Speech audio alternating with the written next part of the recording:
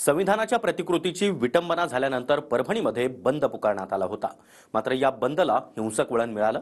दरम्यान आरोपी हा माथेफिरी असून त्याला अटक देखील करण्यात आली आहे आणि आता परभणीमध्ये तणावपूर्ण शांतता आहे। पाहूया त्याच संदर्भातला हा रिपोर्ट।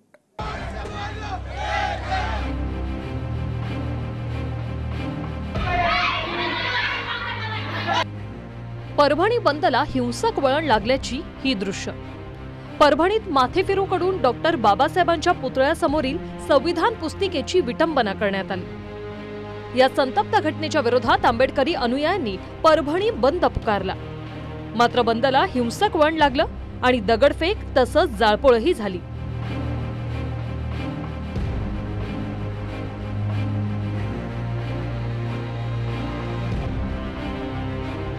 आक्रमक आंदोलकांनी दुकानांनाही लक्ष्य केलं। त्यानंतर परिस्थिती नियंत्रणात आणण्यासाठी पोलिसांनी सौम्य लाठीचार्जही केला आणि अश्रुधुराचाही वापर करण्यात आला।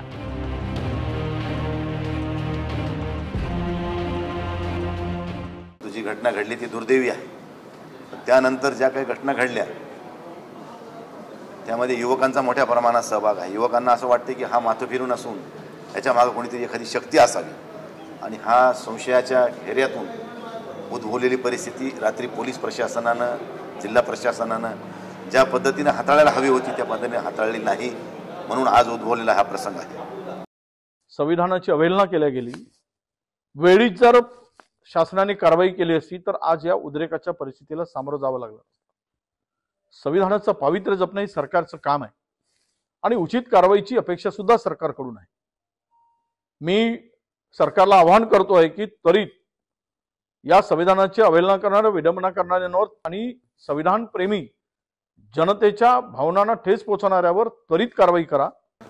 आरोपीला अटक झाली, मात्र आपली सर्वांची मुख्य मागणी आहे की त्याच्या मागे मास्टरमाइंड कोण आहे तो शोधावा। हे सकाळपासून माझ्याकडे एक 15-20 निवेदन आली। निश्चितपणे आपण त्याच्यात सखोल चौकशी करून फास्ट ट्रॅक वरती सुद्धा ती केस चालवायची गरज पडल्यास तसं करून आपण त्या प्रकारे निश्चितपणे कारवाई करू। जिल्हाधिकारी कार्यालयातही संतप्त महिला आंदोलकांचा रोष उमटला। महिलांनी जिल्हाधिकारी कार्यालयात शिरत तोडफोड केली।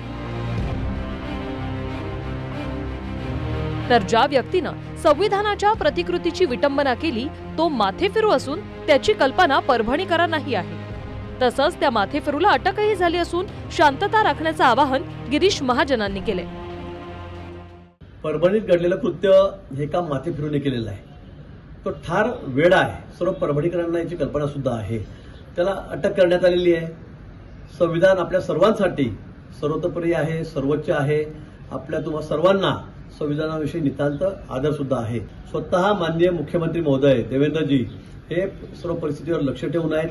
ते सातत्याने पोलिसांशी, प्रशासनाशी या संदर्भामध्ये संपर्क करत आहेत आणि म्हणून माझी सर्वांना नम्र विनंती आहे की कायदा व सुव्यवस्था राखण्यासाठी आपण सर्वांनी प्रशासनाला सहकार्य करावे। कोणी एका व्यक्तीने अशा पद्धतीनं काल या संबंधामध्ये त्यांनी ते कास फोडू या संविधानाचा आणि बाबासाहेबांच्या पुतळ्याचा अपमान केलेला आहे।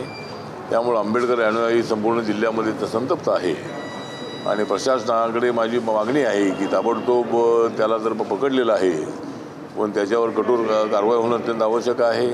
त्याच्या पाठीमागे कोण सूत्रधार आहेत का याची चौकशी होणं अत्यंत आवश्यक आहे आणि अशा पद्धतीचे पुन्हा प्रकार होणार नाही याची खबरदारी प्रशासनाने घेणं अत्यंत आवश्यक आहे।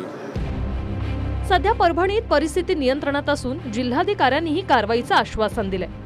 तसंच खबरदारी म्हणून परभणीत अतिरिक्त पोलिसांचा फौजफाटा तैनात आहे। इंटरनेट बंदी आणि जमावबंदीही करण्यात आली आहे।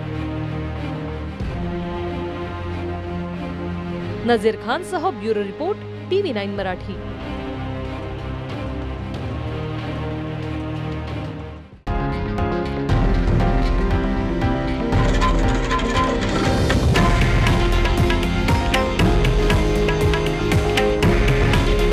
हे आहे देशातील नंबर 1 न्यूज नेटवर्क आणि आपण पाहत आहात TV9 मराठी।